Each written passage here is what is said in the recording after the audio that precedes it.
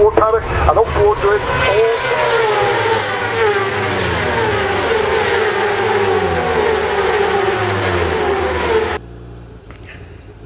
Well, hello everybody, it's Suffolk Andy here. First time on the bike for 2 weeks, but I have been keeping up with some of the vids you boys and girls have been doing, I must admit. Been some good ones on there.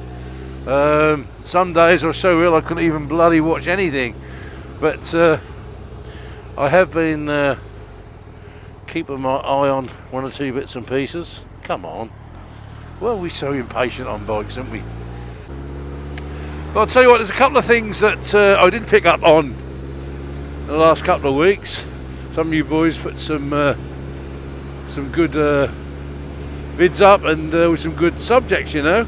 And as most of you know, I'm just very dyslexic, so I can't actually reply to a lot of them, you know, with a lot of sense. But I'm going to reply to one or two of them now.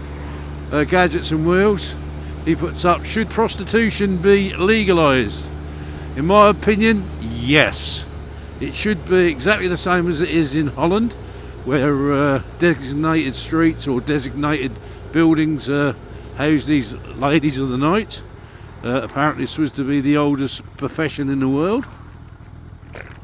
The trouble is you'll never actually get a controlled way of controlling it all, because you will always have the pimps, you will always have the girls who've got a drug problem. You will always have people exploiting these women and exploiting themselves. So, you know, we suffered here.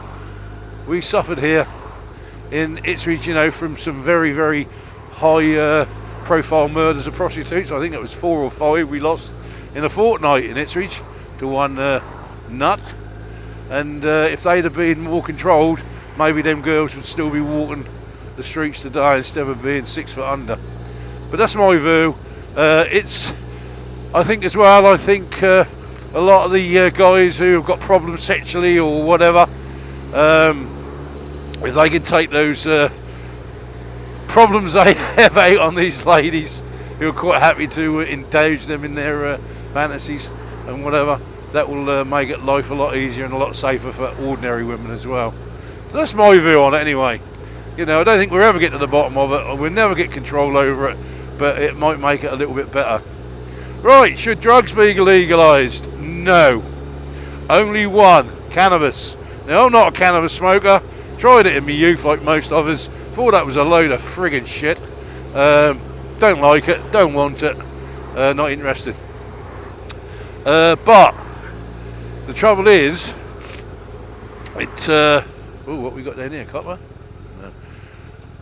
What it is at the moment, all over this country, there's people growing it in people's houses. They hire these houses out, start up these farms. Usually, it's I'm not just saying it's Chinese originals or people from the Far East doing it, but it is spreading now, and we should get some control over it. Class A drugs, no, they should be banned. I think the war should go on.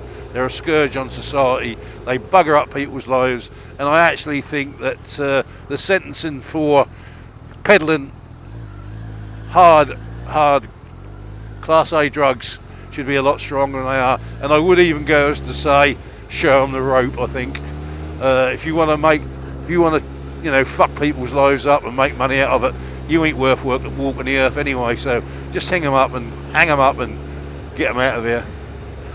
But as for cannabis, I think it has got its medicinal purposes. A lot of people say it helps them when they are ill, and a lot of these joint diseases and different things, and I think that could be used for that. But beware of it, because if you're a big smoker of it, you are going to get paranoid.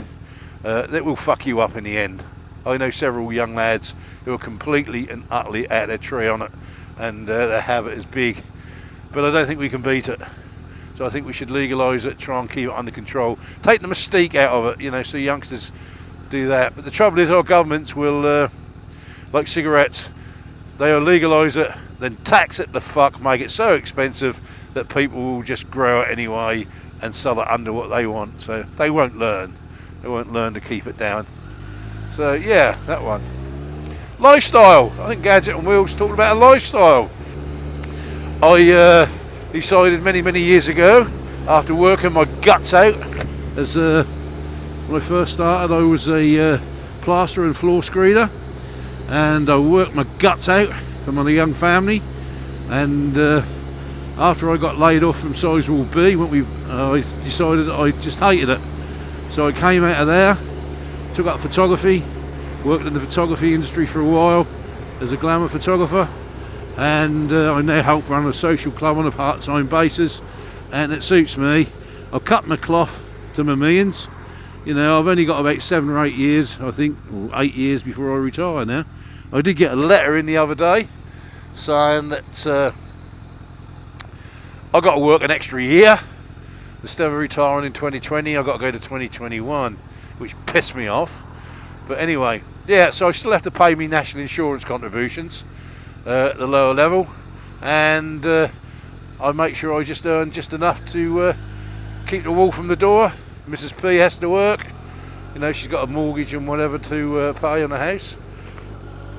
And that's the way I am, and that's the way I like it. I can't say I'm a millionaire, and I never will be, but I haven't got that rat race at me all the time. Yes, I do have to get up and do stuff sometimes, but and I still get out of bed every morning at just after 6, even though I haven't got a job actually to go to. I've never changed, and I could if I wanted to do a full-time job, but I don't want to. I just want to have a more easier life. Now I know you youngsters have got to work, because I had to. You know, I had a young family, and I worked my guts out. You know, work for many years. But now I'm sitting back a little bit and letting the world do what I want to do. I'm out of it now.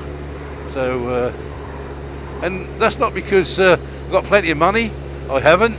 I just bumble along, make sure I've just got enough to feed, clothe, keep myself warm, keep a bike on the road. You know, I've got bits and pieces. They'll do me. So that's what I think about alternative living. I watched a couple of 3 good vids. I loved the one yesterday, Captain Cranky, when he let his wife take over the mic. Bad mistake, mate. Oh, never let a woman take over the mic. No, seriously, that was a good. Do you know, I really did enjoy that vid, and the little bonus bit where he said she swears on the bike, but she doesn't swear any other time. She's a bit like Mrs. P, really. She doesn't swear at all. But when she's on a bike, she's always bloody swearing at me because she reckon I haven't got any bloody patience. So, and we all know what that's like, don't we, boys, on a bike? So, that is the trouble. Anyway, that's enough from me, everybody. Suffolk Andy.